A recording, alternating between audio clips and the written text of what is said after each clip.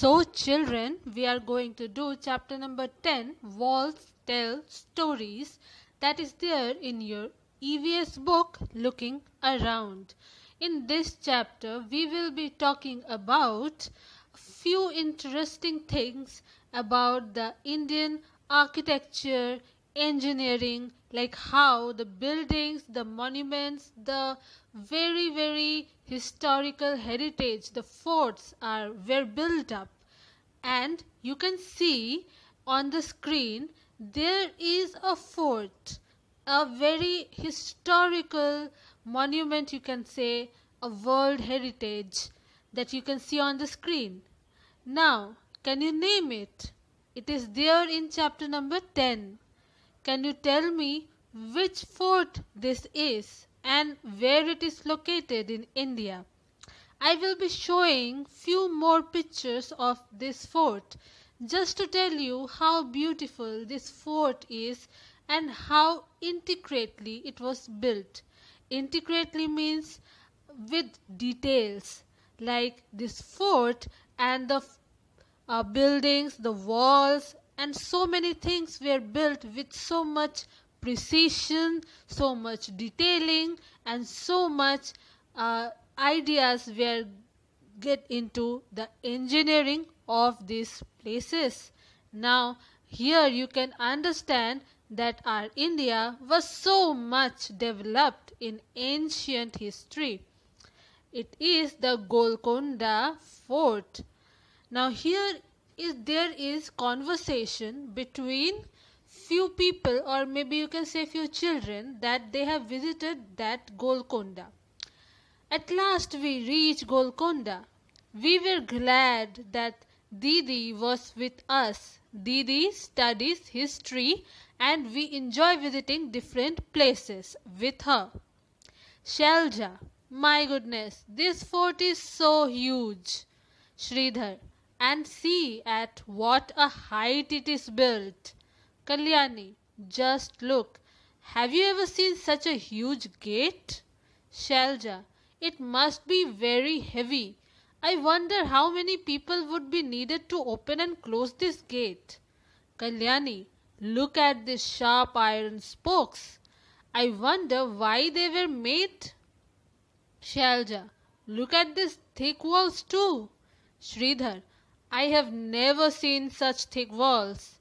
Kalyani, at some places a part of the wall comes out in a round shape. I wonder why. Didi is now explaining. Listen carefully. These are called bastions, or you can say burj. See, these are even higher than the wall. The outer wall of this fort has 87 bastions. Thick walls, a huge gate, and so many bastions. So many ways to ensure security. So the thick walls, the huge walls, the height of the wall, the bastions that are also known as burj, everything secured the security and the intactfulness of the fort. Means whoever people lives inside the fort, they were secured.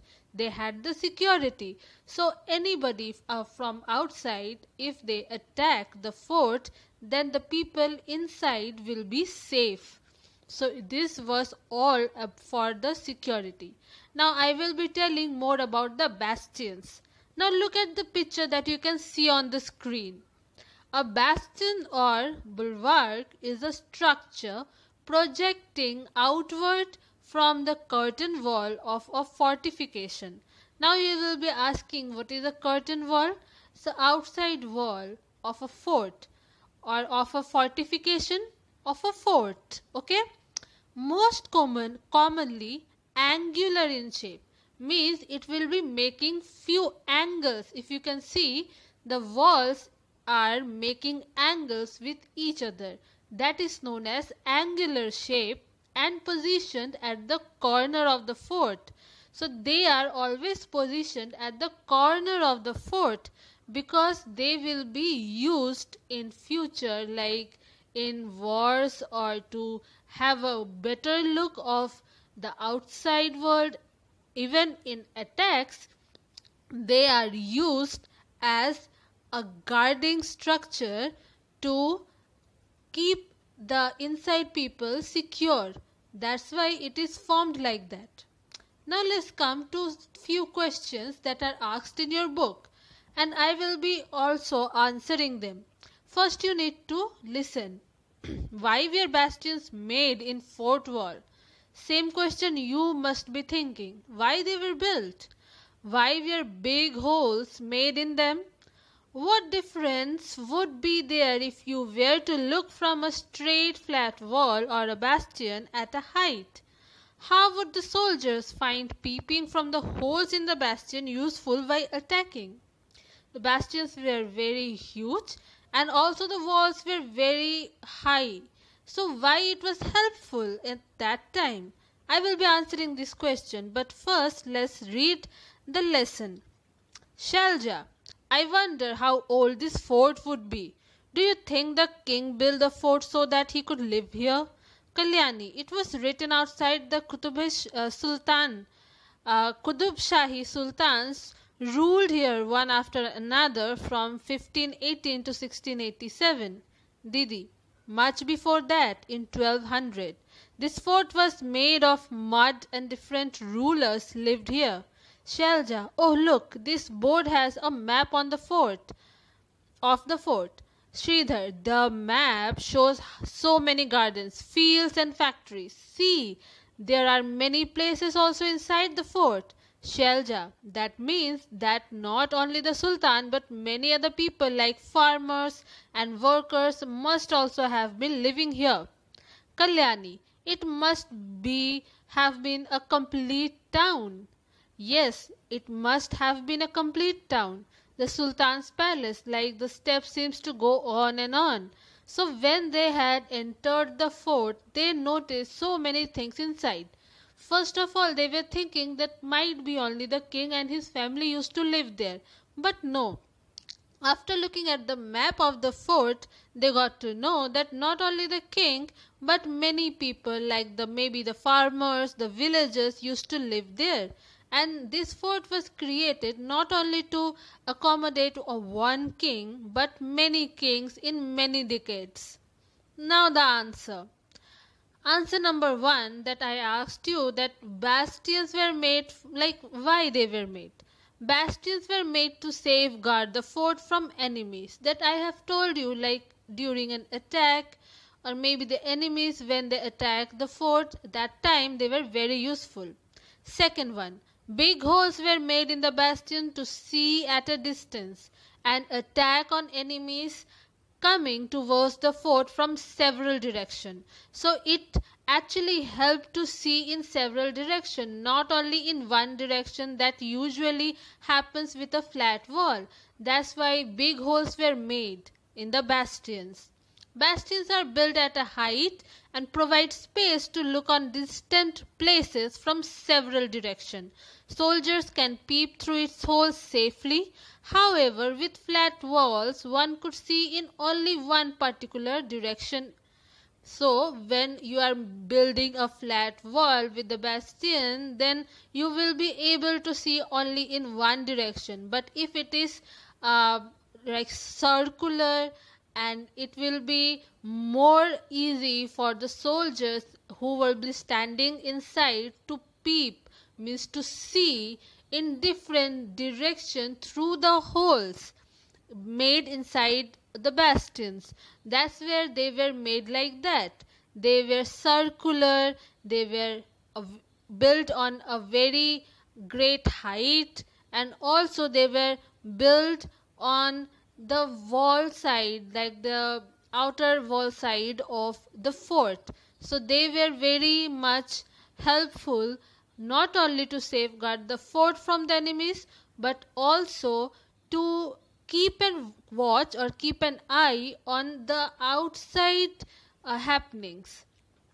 Now, Shalja, even in those days, they used to have buildings with 2 floors. They are astonished, they are surprised that at that time they used to have 2 floors. How they used to build that? and they didn't also have those machineries that we use nowadays. They didn't have that equipments that we use nowadays. Then how it can be possible? The engineering, the architecture at that time was very much developed. Kalyani. Now the building is in ruins, but one can imagine that earlier there were many big halls and rooms here. So now it is a ruin, means now it is damaged. But at that time you can imagine how beautiful it could have been. Sridhar, look at the beautiful carvings on the wall. It is so fine. Now I will be showing few carvings to you also. You will understand what carvings are. Carvings on the wall or maybe on the wood. And what are carvings? Kalyani, we also saw something like a fountain on one of the roof. Yes, there were many big tanks and fountains here. They used to be full of water. Can you imagine they used to have fountains on the roof? So wow, what an engineering. Think even today when engineers design houses, sometimes there is a dampness in the wall. Dampness, you may have understood what I am going to say, means suppose the walls comes very damp, means the water gets inside the bricks of the walls and it becomes damp. But at that time, and here, so so long ago, there were fountains on the terrace. The building must have been so huge, and still there were no dampness, and still the buildings are so much intact. To see is a historical place. If we think how the people used to live 100 years ago, so many questions come to our mind. For example, how was water filled in such height? Can you guess how? So here is one picture of carving. As you can see, it can be a wall carving, it can be a wood carving also. So these are the carvings that you can see. So my question for you will be, where have you seen this kind of carvings? Maybe in your house, maybe outside your house, or maybe somewhere. So I want that answer. Maybe you can say, I have these carvings on the foot of my bed, or maybe this kind of carvings that you have seen, maybe in when I have gone to Agra to see the Taj Mahal, I have seen these carvings. This will be my answer because I have gone to Agra to see the Taj Mahal. Over there I have seen this kind of carvings on Taj Mahal. So like that only, I want the answer from you. You may have seen these carvings in your home only, in your furniture. So I want that what kind of carvings have you seen in your actual life? And similarly, what kind of monuments or historical places have you gone to? Have you seen? And what kind of questions comes into your mind at first when you see such huge monuments and historical places? That's all for today's video. So here I want the answer from you. I hope all of you have enjoyed and learned also as well. Thank you, stay safe, study hard. See you in the next video.